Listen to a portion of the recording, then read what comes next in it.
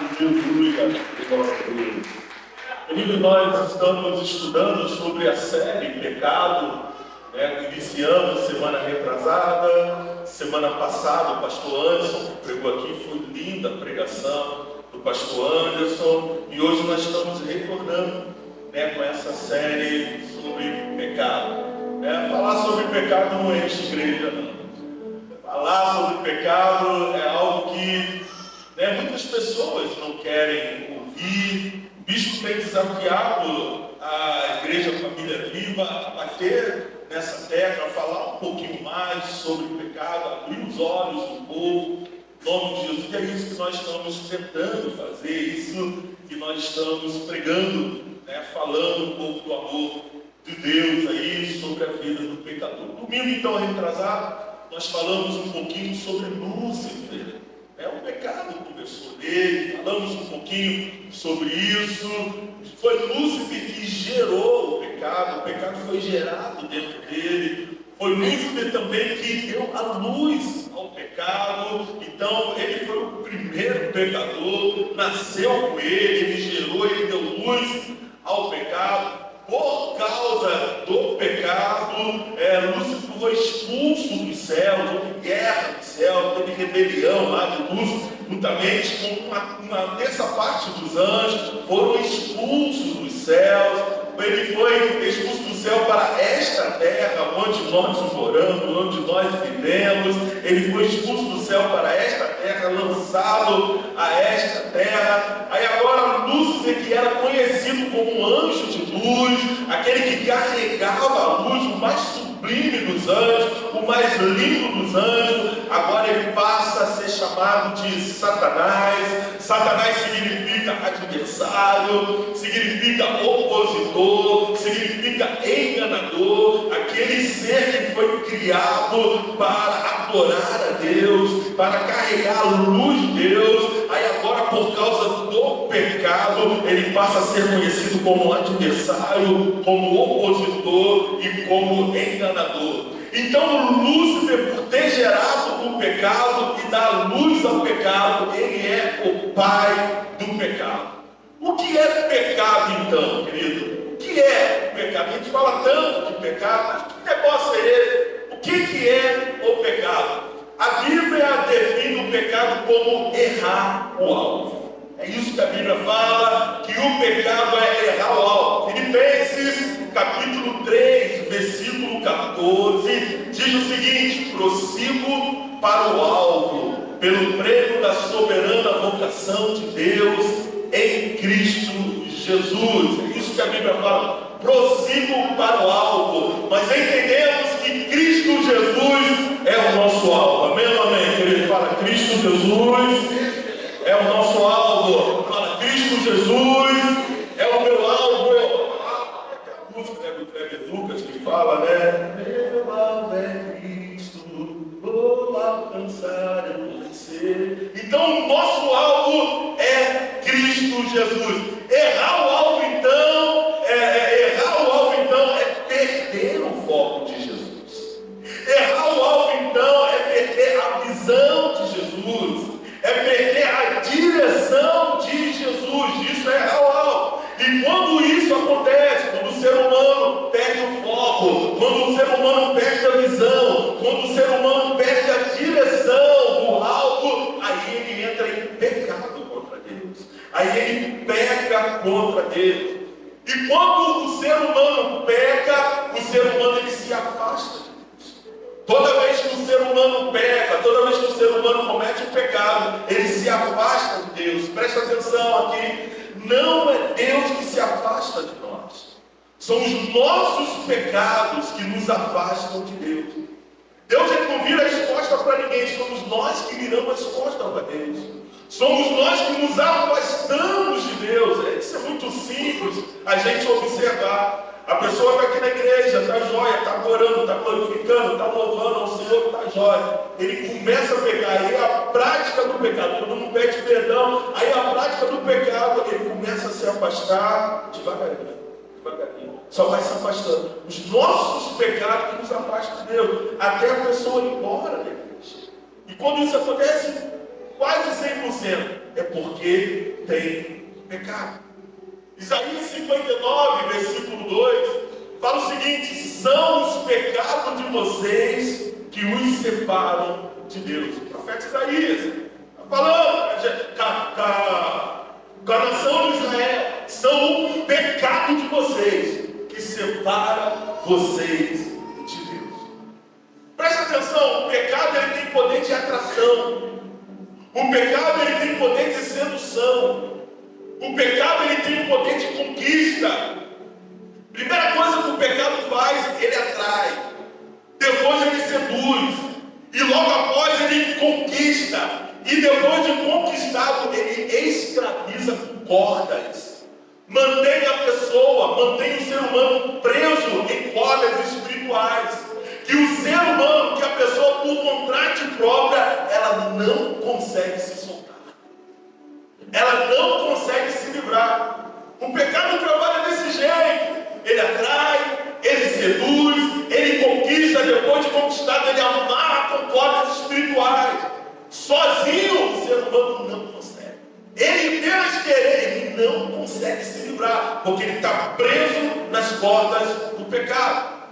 Provérbios capítulo 5, versículo 22 diz: ele se torna prisioneiro das cordas do seu pecado. A palavra de Deus está falando. O pecado amarra.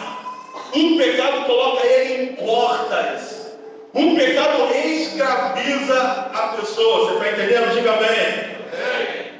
Presta atenção, o pecado ele não é feio. Ele não se apresenta como algo feio, como algo terrível. O pecado ele não se apresenta assim: eu vou destruir a sua vida, eu vou acabar com a sua vida. Negativo. O pecado não se apresenta desse jeito, não. Pelo contrário. O pecado ele se apresenta com uma boa aparência.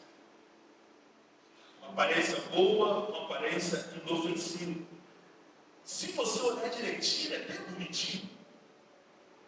O pecado ele se apresenta sapatinho de algodão, como alguns pregadores falam. Ele se apresenta da sua forma terrível, não. Maléfica, não. Ele se apresenta de chifres, com tridente na mão, não. Ele se apresenta dessa maneira. Ele se apresenta bonitinho, com aparência inofensiva. E por parecer bonitinho, ele atrai as pessoas. Atrai as pessoas pelo olhar. Atrai as pessoas pelo desejo, pelo desafio. Depois que ele atrai a pessoa, o segundo passo, ele seduz com a sua aparência de inofensivo. Isso daí vai me fazer mal. O que tem? Nada a ver. Todo mundo faz, eu não vou fazer. Todo mundo faz isso porque não é tão ruim assim. Até que é bonitinho. A aparência é inofensiva. E dá prazer à carne. A carne fica satisfeita. A carne sente um prazer. A carne fica alegre. Depois de atrair, depois de seduzir, o próximo passo é a conquista. Conquistou, fica mais fácil. Aí o pecado te leva à prática do pecado todo dia. Aí agora aquele negócio que era uma vez, mas quando passa a ser quase todo dia, é rotineiro. De 15 em 15 dias, ou uma vez por mês, não sei. Não importa o intervalo de tempo. Você só sabe que você não pode mais viver sem a prática daquele negócio. Sem a prática do pecado. Não importa o intervalo de tempo, se é todo dia ou não. O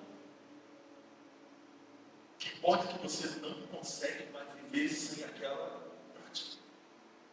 O seu corpo, ele envia uma mensagem para a sua mente que você precisa praticar aquele desejo da carne. Pouco importa essa quantidade de vezes.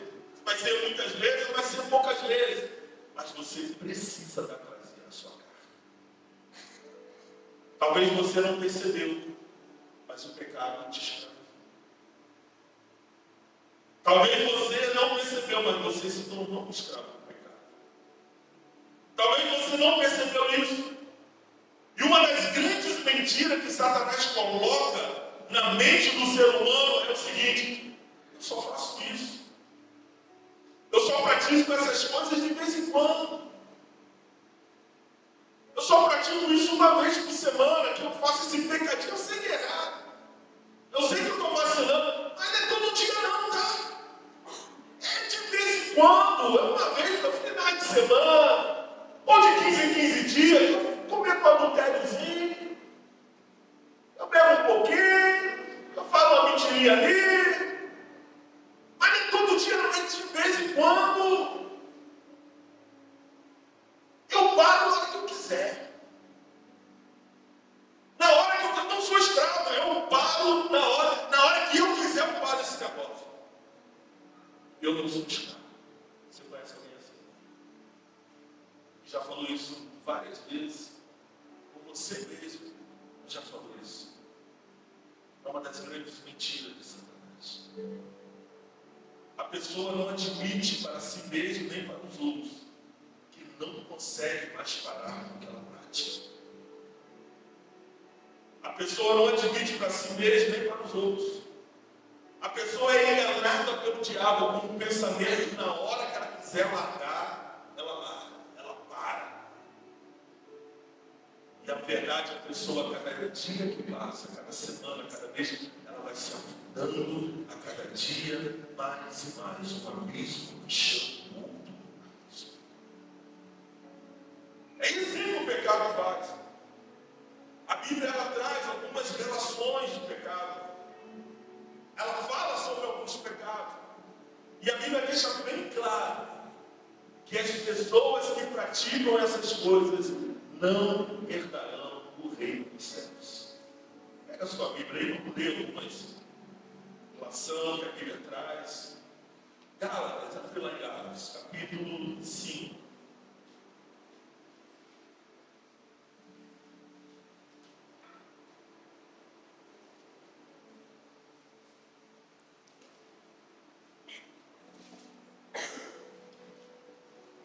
Gálatas capítulo 5, a partir do versículo 19. Eu vou ir lendo para ganhar tempo, tá? Ora, as obras da carne são manifestas e aqui estão, presta atenção: adultério, fornicação. Pastor, o que é fornicação? Sexo antes do casamento, impureza, lascívia, idolatria, feitiçaria, ódio, discórdia, rivalidade, ira, porfia, rebeliões, heresia, versículo 21, invejas, homicídios, bebedeiras, orgia e outras coisas semelhantes. A respeito dessas coisas eu vos falo, como já vos falei outrora, que os que praticam tais coisas não herdarão o reino dos céus. Vai lá para o final da Bíblia, Apocalipse, capítulo 21. O livro da Bíblia, capítulo 21, versículo 8. Fala aí, traz também uma relação anti-pecado. Os medrosos, incrédulos, abomináveis, assassinos, devassos, feiticeiros, idólatras e todos os mentirosos terão sua parte no lago que arde com fogo e enxofre, que é a segunda morte. 1 Coríntios, capítulo 6. Esse então é superpoder. Os outros, para mim não. Na Bíblia não tem polêmica. 1 Coríntios, capítulo 6.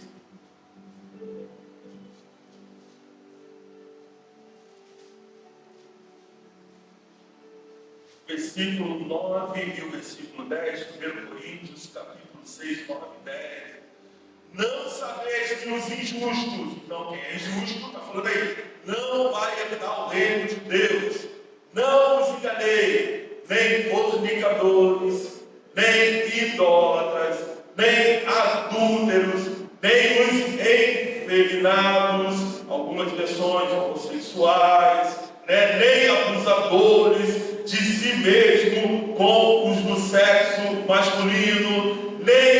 ladrões, os cobiçosos, nem os bêbados, nem difamadores, nem os extorquidores herdarão o reino de Deus. Para terminar, Provérbios, capítulo 6.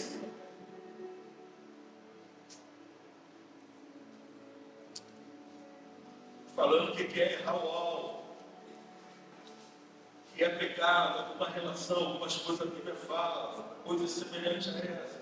Provérbios capítulo 6, versículo 16 ao versículo 19. Provérbios capítulo 6. Fala, estas 6 coisas o Senhor odeia.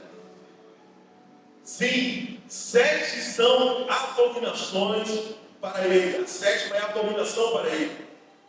O olhar orgulhoso, a língua mentirosa, mãos que derramam sangue inocente, coração que maquina ideias perversas, pés que se apressam a correr para fazer o mal, a testemunha falsa que fala mentira, e a 7ª, aquele que semeia discórdia entre irmãos. Olha o que a Bíblia está falando. Quem pratica essas coisas, ou coisas semelhantes a essa, erraram o alvo. Estão errando o alvo. Estão em direção contrária ao alvo. Estão pecando contra Deus. É isso que a Bíblia fala. Satanás, ele não vai desistir em nenhum momento de tentar fazer o ser humano, de tentar fazer o homem pecar. Para o homem que se afastar de Deus. Pode ser bispo, pode ser pastor, pode ser evangelista, pode ser presbítero, pode ser diácono, pode ser líder. Satanás, ele não desiste. Ele vai tentar a todos antes fazer com que essas pessoas pequem. Ele é avisado demais. Ele não tem medo de crente de monte. Ele não tem medo de crente reteté. Ele não tem medo de crente aviãozinho. Não tem, não. Lembra, querido, comigo? Jesus descendo, saindo do deserto, depois de 40 dias e 40 noites, em jejum e oração. Imagina como Jesus estava. Na nossa linguagem aqui, fogo duro. Estava no reteté de Jeová, vai me sendo guerra. O homem estava a brasa pura. Satanás, sabendo disso, ele não vai lá. Sabendo que ele era filho de Deus, sabendo que estava vindo de um jejum de 40 dias e 40 noites. Satanás não foi lá perturbar. Não foi lá tentar Jesus. Você acha que ele não vai tentar a gente? Você não acha que ele vai tentar você? Você não acha que ele vai procurar alguma brechinha na sua vida para tentar fazer você pecar? Porque o pecado te afasta de Deus. E ele sabe outra coisa que te afasta de Deus é o pecado. Então ele não desiste. Como diz a música do Darwin, todo dia. O pecado vem. As tentações. Todo dia vem esse negócio. Olha o que Deus disse para Caim, lá em Gênesis capítulo 4, versículo 7. Caim, o pecado o ameaça a porta. Ele deseja conquistá-lo, mas você deve dominá-lo. Há uma porta, note nesse versículo que há uma porta para o pecado entrar na vida da pessoa. Deus está falando, ei Caim, o pecado te ameaça a porta, uma porta. Há uma porta que o pecado deseja entrar, e essa porta é chamada o quê? Desejo. Essa porta é chamada desejo. Ele deseja conquistá-lo. Existe uma porta para o pecado, mas essa porta se chama desejo. Tiago capítulo 1, versículo 15 fala que esse desejo, tendo concebido, dá luz ao pecado. O desejar é o que nos faz errar. O desejar as coisas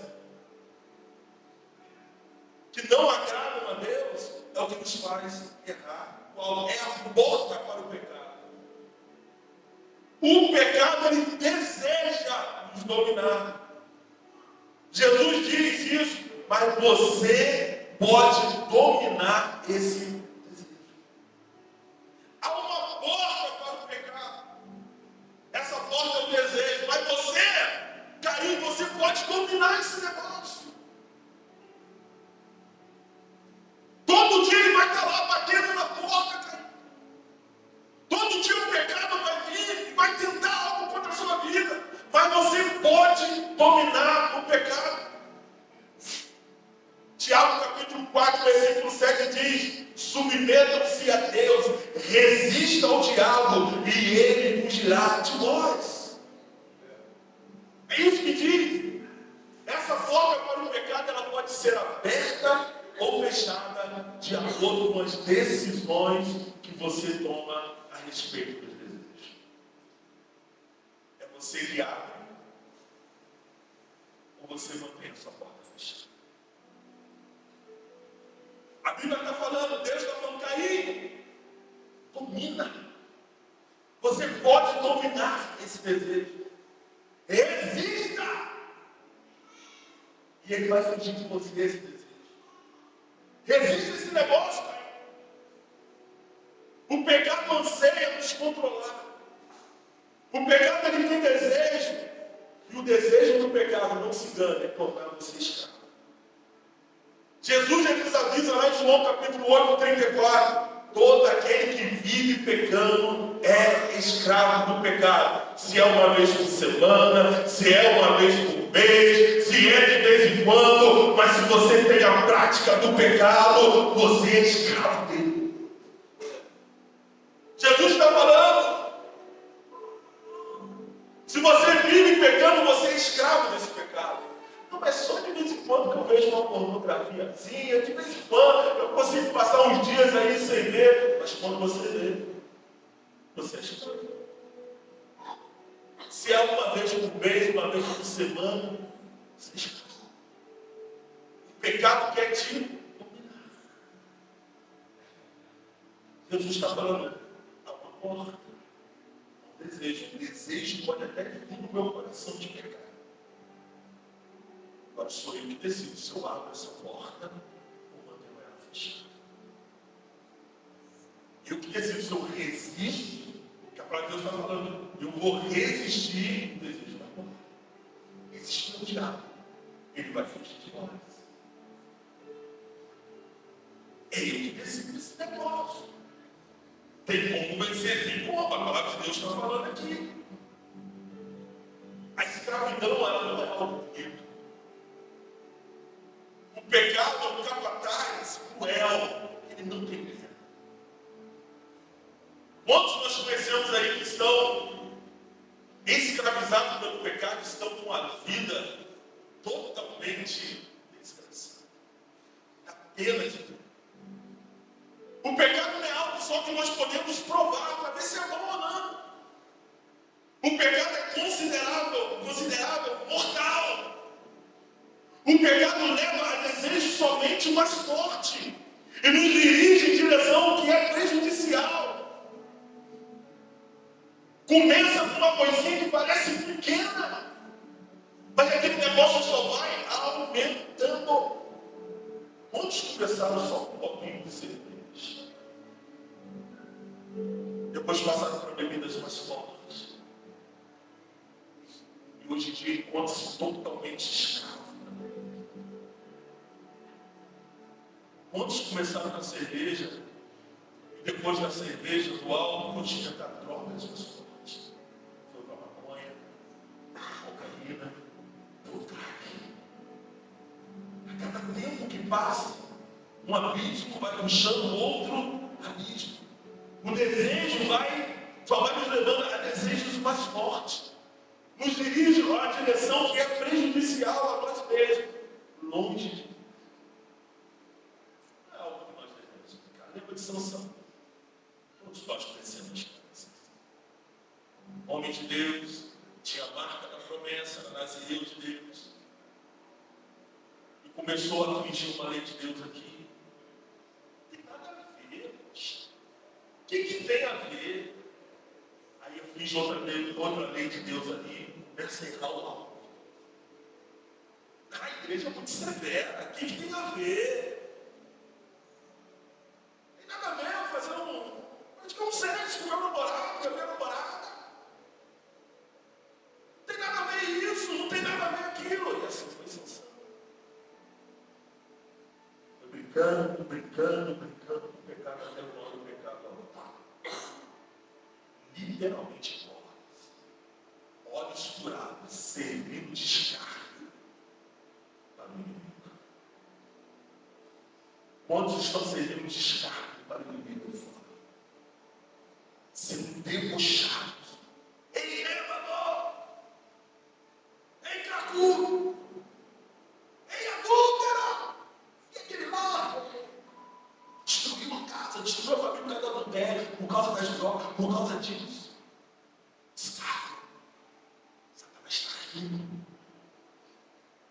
Mas começaram assim, não começaram com uma desobediênciazinha que achou que era bíblico.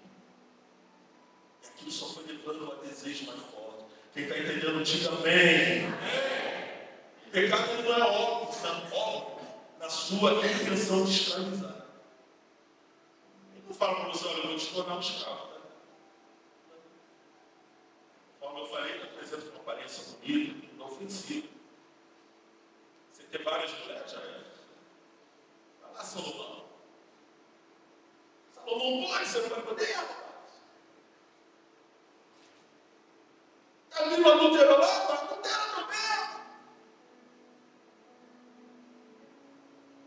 Desobedece lá seu pai, todo mundo desobedece. Fala com seu pai de qualquer jeito, com a sua mãe de qualquer jeito. Não obedece seus líderes, não, os caras chatos pra caramba. Só aqui, desobedece a mim, só vai levando a prática dos pais, até se tornar escravo. Preso embora. O pecado não é óbvio na sua intenção de escravizar. Ele é enganoso. Ele vai indo devagarinho até endurecer o seu coração. A ponto de você não querer mais saber de Deus. De você não ouvir mais a Deus. O pecado e a prática do pecado muda o coração de um pai bom para um pai ruim. Muda o coração de uma mãe boa, de uma esposa boa, para uma mãe ruim, para uma esposa ruim. O pecado muda o coração de um filho obediente, de um filho que honra o pai, para um filho desobediente, para um filho agora que passa a desonrar o pai, trata o pai de qualquer maneira, trata a mãe de qualquer maneira, trata os líderes de qualquer maneira. O pecado ele muda o coração da pessoa. Muda a prática da pessoa. E o pecado, quando torna-se uma prática, acontece o seguinte na mente da pessoa. A pessoa, quando ela desobedece pela primeira vez, a primeira coisa, a sua consciência logo acusa. Não é uma voz, mas é um sentimento desconfortável. O coração grita numa linguagem não verbal. Fala, ei, você errou. Você pecou. Você desviou-se no caminho da verdade. Você desviou-se no caminho da vida. E você deve corrigir o pulso, ajustar o GPS. Você deve se arrepender e pedir perdão, porque você errou. A primeira vez que a pessoa peca é assim. Ai, Deus, eu pequei.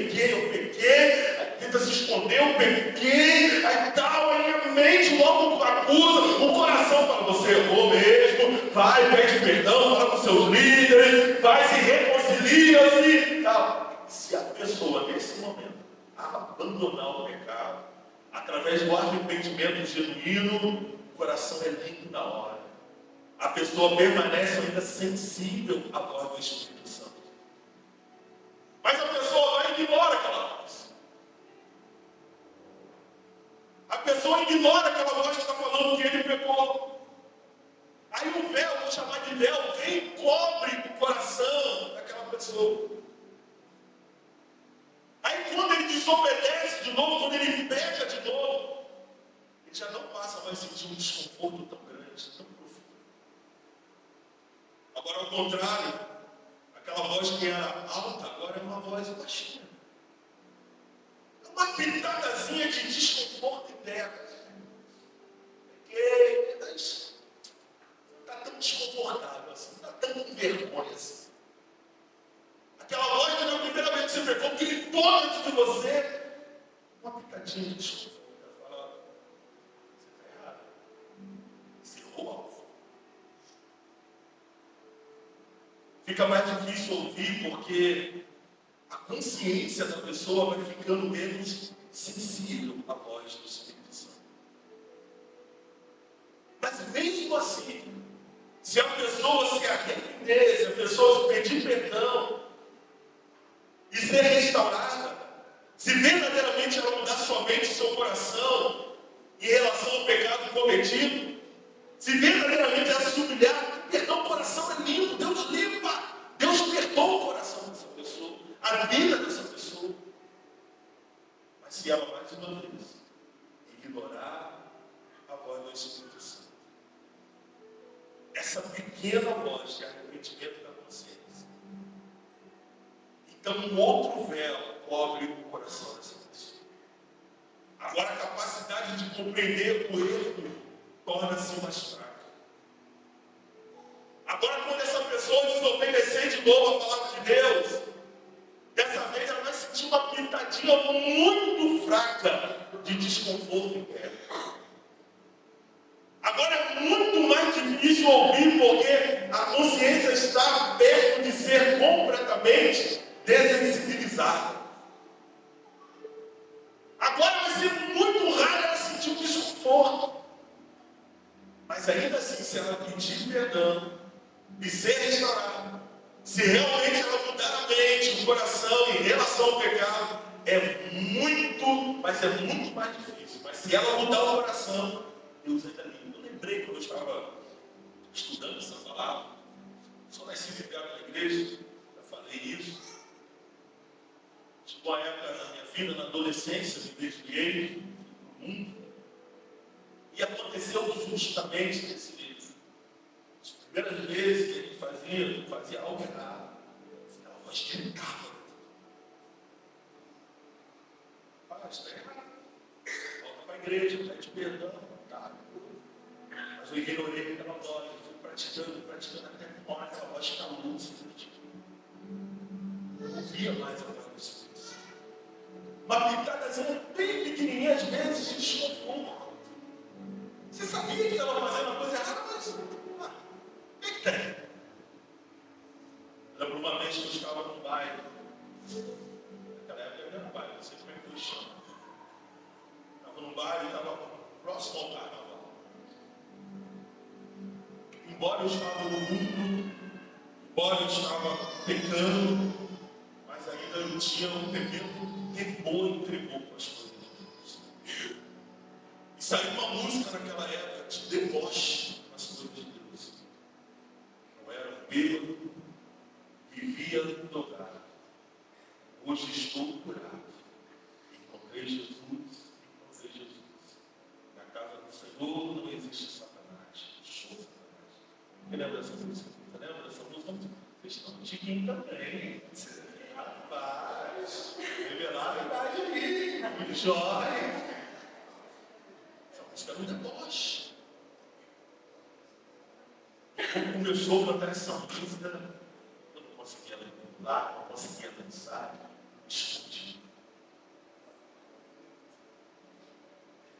Escondia a consciência, falava, você deboche, mas também não saí de lá. Acabou aquela música, eu falei, essa música é ruim, as outras são boas. Só aquela que era ruim, as outras falavam de adultério, pornografia, coisa, aquela que era boa. Só essa era deboche, religioso, mas é desse jeito que acontece. Aí a pessoa vai ignorando e essa voz vai ficando fraca. O véu vem e cobre o coração. À medida que esse processo continua, a consciência, eventualmente, ela torna-se endurecida ou cega ao pecado praticado. A pessoa deixa de sentir o Espírito Santo e torna-se completamente insensível ao Espírito Santo. pessoa pega regularmente, sem nenhum sentimento de arrependimento. É o que aconteceu comigo. Agora eu estava pegando sem nenhum sentimento de arrependimento no meu coração. Está no estado que nós chamamos de prática do pecado. Mesmo nesse estado, na prática do pecado, ainda pode receber o perdão de Deus. Ainda pode ser restaurado. Mas vai ter muito pouco desejo que isso aconteça. Porque a pessoa já não vê mais o pecado como. Ela não acha mais que é pecado. Quantos que não acham aí que esses pecados todos que a Bíblia fala que não é mais pecado? Estão tratando o pecado agora como doença. Vai para o psicólogo. Não, é uma doença, não é pecado. A Bíblia está falando que é pecado. Mas a pessoa não é pecado, é doença. A mente já está totalmente utilizada. A pessoa acha que não está pecando mais. O que tem? O que tem a ver? Aí está em concepção. A mente já está totalmente tomada.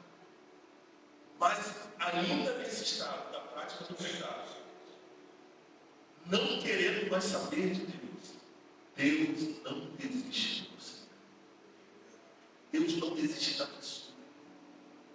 Ainda que ela não queira, você fala para ela de Deus, não quero saber de Deus. Você conhece alguém assim? Não quero saber de Deus, não quero saber de igreja, não me fala desse negócio de Jesus, eu não quero saber disso. Mesmo uma pessoa nesse estado, Deus não desiste dessa pessoa. Ele não desiste de nós. Ele não desiste do ser humano. Ele enviou o seu Filho Jesus para morrer pelos pecados da humanidade. Ele não desiste de nós. Não desiste da humanidade. O que ele faz então? Quando a pessoa entra nesse estado, onde ela não ouve mais a voz do Espírito Santo dentro dela, aí Deus envia pastores, Deus envia profeta, Deus envia evangelista, Deus envia um amigo, Deus envia um líder de GC para alcançar essa pessoa, para falar com essa pessoa. Deus usa o amigo para evangelizar. Deus usa o amigo para chamar para o GC. Deus usa o amigo para chamar para vir no culto, para ouvir a palavra de Deus. Deus usa o pregador da noite. Deus usa o profeta para falar a palavra de libertação, a palavra de cura, a palavra de salvação. Deus, Ele não desiste de você. Mesmo quando a pessoa vira as costas para Deus, fala, eu não quero mais saber de você. Deus envia um profeta atrás daquela pessoa. Deus envia um amigo atrás daquela pessoa. Deus dá um jeito, mas Ele não desiste do ser humano. E às vezes nós desistimos, na verdade.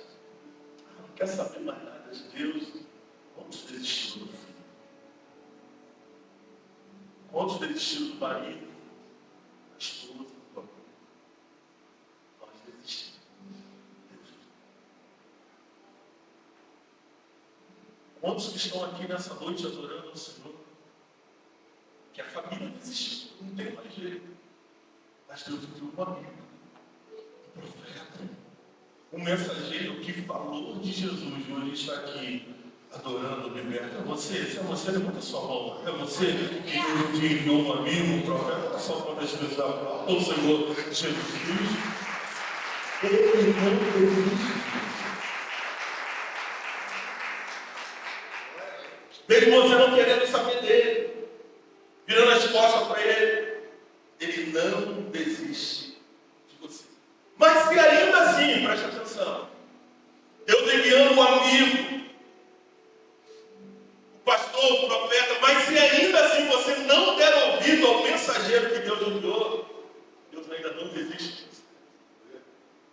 Deus dá o próximo passo que Deus usa para te alcançar é de circunstâncias difíceis, de tribulações, de aflições.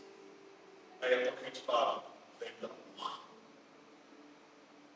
Se não vem pelo amor, ele fala, vai vir pelo amor. Mas ele não desiste.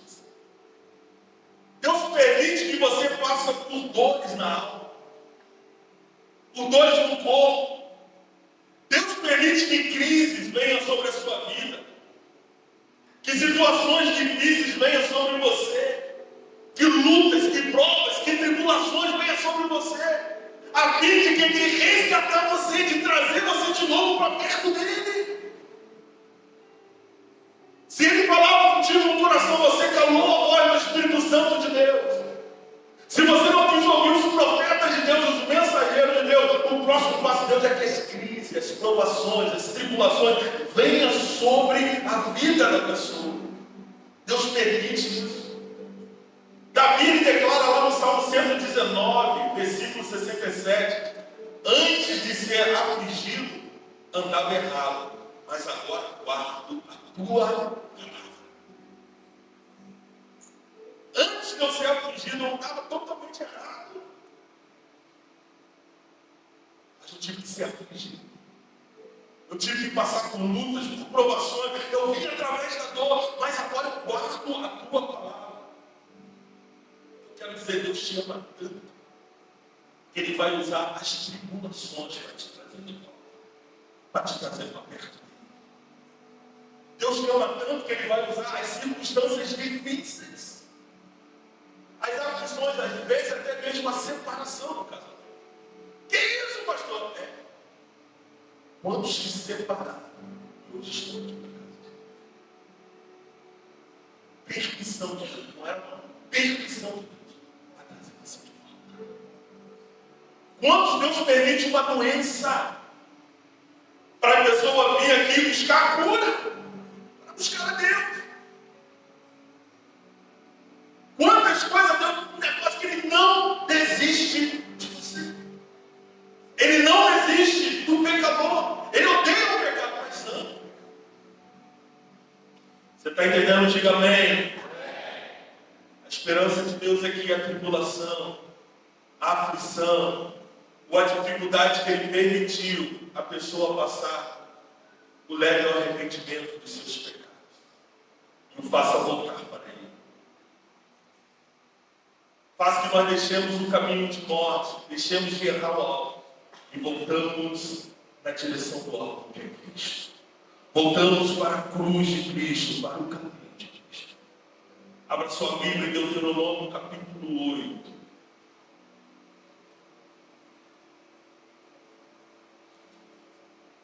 Está de novo, pode subir.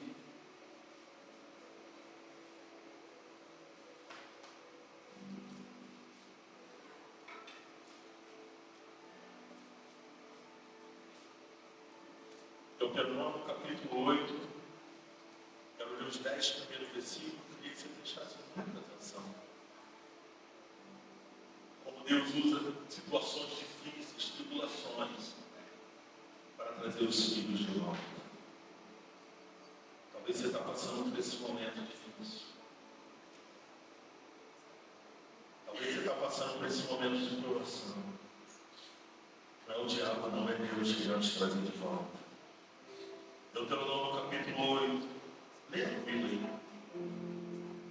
Todos os mandamentos que vos ordeno neste dia, observareis para os cumprires, para que vivas e vos multipliques, e entreis e possuís a terra que o Senhor jurou a vosso pai.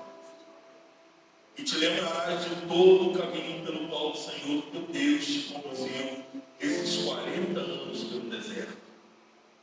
Preste atenção, para te humilhar e para te provar, para saber o que havia em teu coração, se guardarias os seus mandamentos ou não. E Ele te humilhou e permitiu que tivesse fome e te alimentou com maná, que não conhecia, nem teus pais conheciam, para que soubesse que o homem não vive apenas de pão, mas de toda a palavra que procede da boca do Senhor, o homem viverá. Versículo 4. A tua veste não envelheceu sobre ti, nem teu pé se inchou nestes 40 anos. Considera também em teu coração que, como um homem castiga seu filho, vou repetir, versículo 5. Considera também em teu coração que como um homem castiga seu filho, também o Senhor teu Deus te castiga. Por isso guardarás os mandamentos do Senhor teu Deus, para que andes nos seus caminhos e para que o temas. Porque o Senhor teu Deus te traz a uma boa terra, uma terra de ribeiros de água, de fontes de abismo que jorram de vales e montes, uma terra de trigo, de cevada, de vinhas, figueiras, romãs, uma terra de azeite, de oliva e mel, uma terra em que comerás pão sem escassez. Não te faltará coisa alguma nesta terra, uma terra cujas pedras são ferro e de cujas colinas poderás escavar cobra. Quando tiveres comido e estiveres saciado, então bendirás ao Senhor teu Deus pela boa terra que Ele te deu. Como o homem castiga o seu filho, Deus castiga o seu povo para trazer eles de volta. Deus permite lutas, aflições, dificuldades. Ele não está te castigando, Ele quer trazer você de volta. Ele quer que você se arrependa dos seus pecados. Entenda que esse caminho que você está trilhando é um caminho de morte. Se você continuar neste caminho, é um caminho de morte, é um caminho de inferno. Deus está trabalhando para que você abandone este caminho de morte e volte-se para Ele. Deus permitiu essa luta na sua vida porque te ama. Deus permitiu essa dificuldade na sua vida porque te ama. Ele quer que você abandone. Se você está pegando e ainda tem uma voz do Espírito Santo gritando dentro de você, não cale essa voz. Se arrependa hoje. Não espere chegar no fundo do poço. Não espere chegar numa situação bem pior, para que você abandone o pecado e volte-se para Deus. Nós só conseguimos dominar e vencer o pecado com a obediência à palavra de Deus. Nós só conseguimos vencer o pecado obedecendo a Deus. Obedecer a Deus é a chave para vencer o pecado. Não tem como vencer se não obedecer. Coloque-se de pé em nome de Jesus. Pastor, eu pego de vez em quando. Pastor, raramente, tá? De vez em quando eu pego. Escravo. Se você estiver nessa tentação, você sabe disso. Escravo. Mas Ele te ama.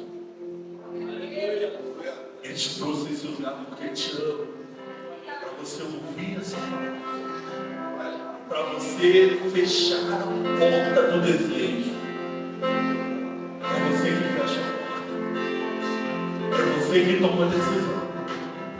É você que resiste ao pecado. Se você resistir, ele vai fugir de você.